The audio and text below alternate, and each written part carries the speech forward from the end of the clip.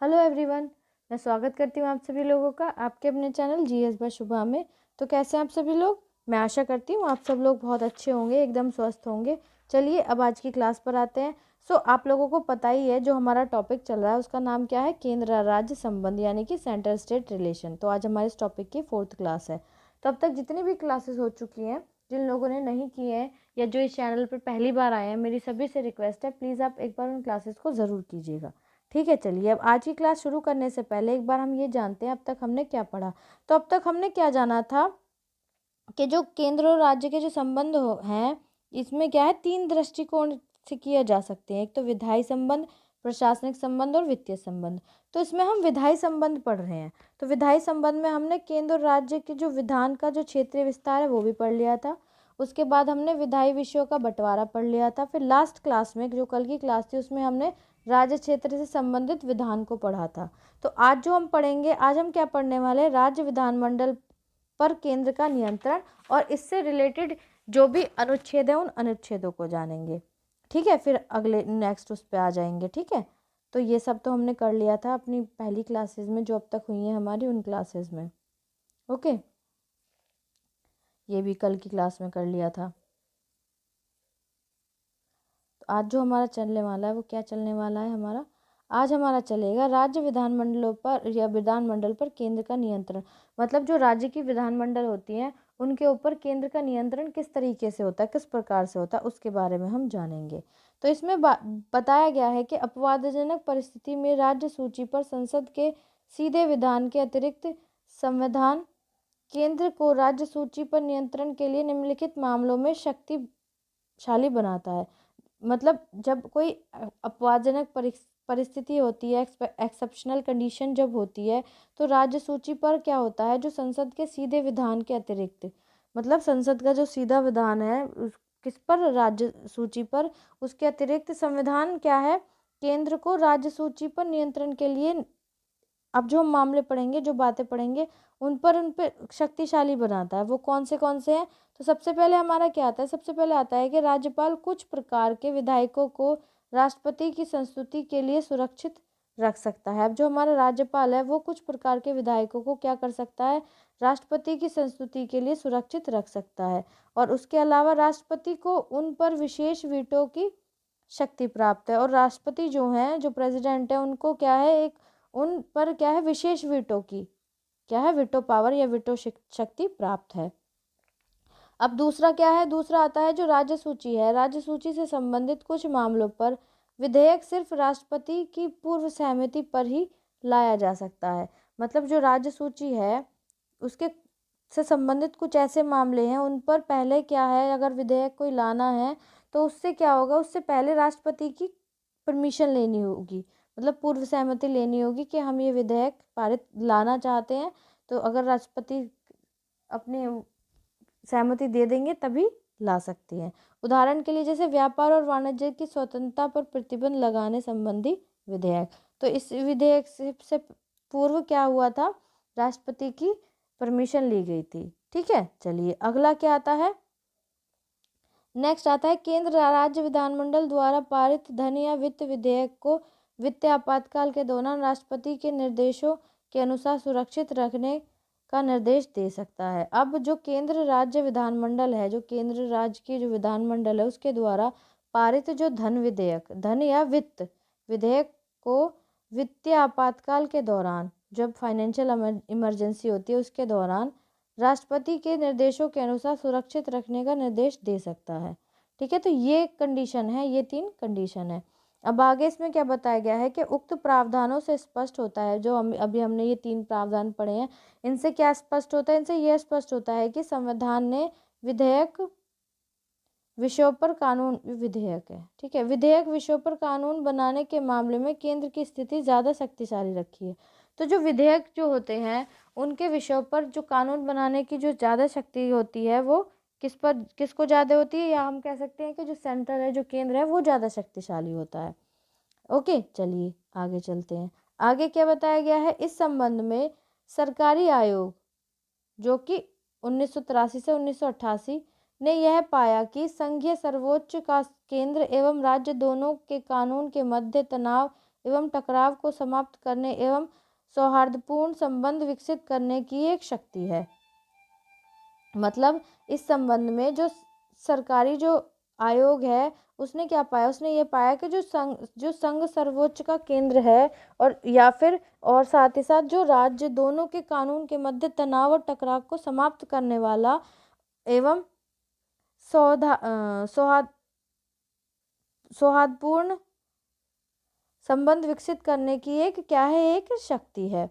आगे क्या है, आगे बताया गया है यदि केंद्र की सर्वोच्चता की इस स्थिति को समाप्त किया गया, केंद्र की जो सर्वोच्चता की स्थिति है कि केंद्र क्या है, राज्य से ऊंचा है, इस स्थिति को यदि क्या किया गया, यदि इसको समाप्त किया गया तो इसके क्या है, नकारात्मक प्रभाव का अनुमान भी नहीं लगाया जा सकता। मतलब इसके जो जितने नेगेटिव इफेक्ट होंगे उसके बारे में हम सोच भी नहीं सकते। क्यों? क्योंकि जब तो फिर अलग अलग राज्यों का अलग अलग वो हो जाएगा ना, सब अपने हिसाब से करेंगे चीज़ों को, तो मतलब इसके बहुत ही ज़्यादा नेगेटिव इफेक्ट हैं।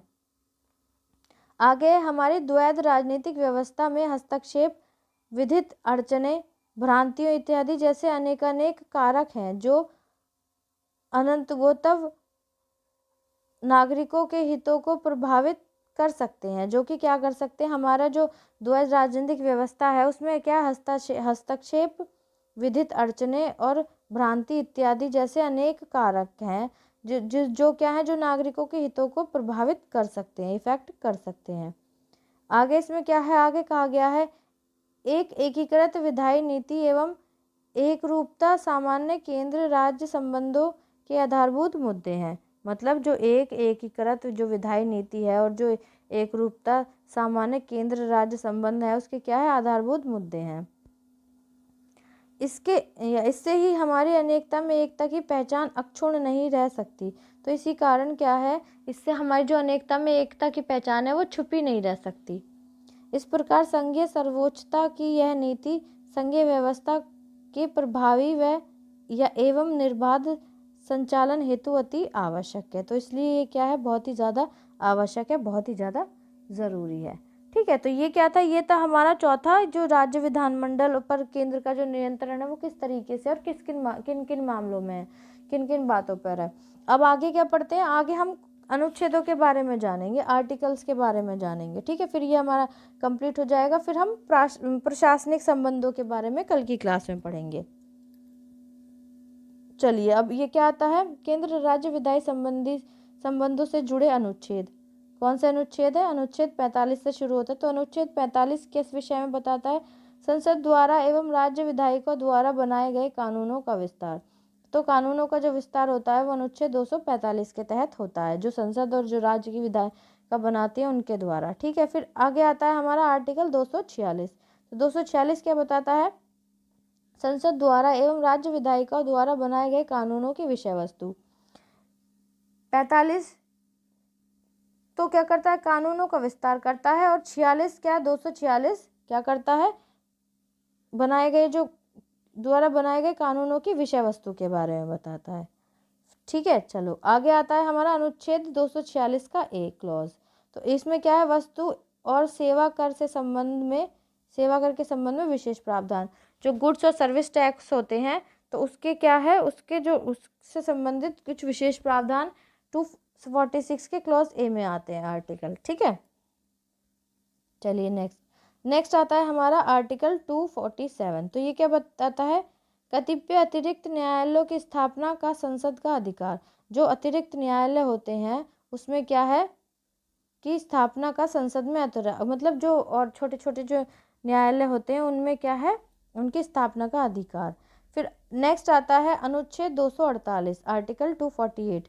ये क्या बताता है, ये विधायक के अवशेष शक्तियों के बारे में बताता है। किसके बारे में, विधायक के अवशेष शक्तियों के बारे में। ओके, चलिए नेक्स्ट आता है हमारा आर्टिकल 249। तो आर्टिकल 249 क्या बताता है, राष्ट्रीय हितों में राज्य सूची से संबंधित किसी मामले में संसद की कानून बनाने की शक्तियाँ।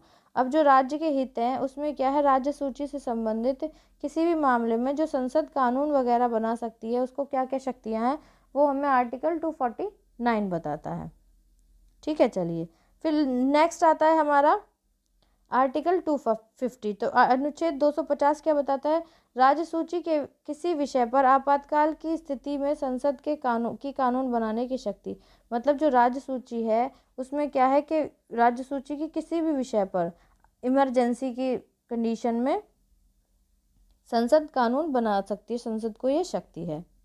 चलिए नेक्स्ट आता है हमारा आर्टिकल 251। तो आर्टिकल 251 क्या कहता है? अनुच्छेद 249 एवं 250 के अंतर्गत संसद द्वारा बनाए गए कानूनों एवं राज्य विधायकों द्वारा बनाए गए कानूनों के बीच असंगतता। आर्टिकल 251 क्या है? आर्टिकल 249 और 250 के बीच में जो संसद ने और जो राज्य की विधायिकाओं ने जो कानून बनाए उनके बीच में जो असंगतता है, ठीक है, उसके बारे में बताता है। फिर नेक्स्ट हमारा क्या आता है? नेक्स्ट आता है हमारा आर्टिकल 252, अनुच्छेद 252। तो 2 या 2 से अधिक राज्यों के लिए उनकी सहमति के पश्चात संसद द्वारा बनाए कानूनों की शक्ति तथा किसी अन्य राज्य द्वारा इस विधायन को अंगीकार करना।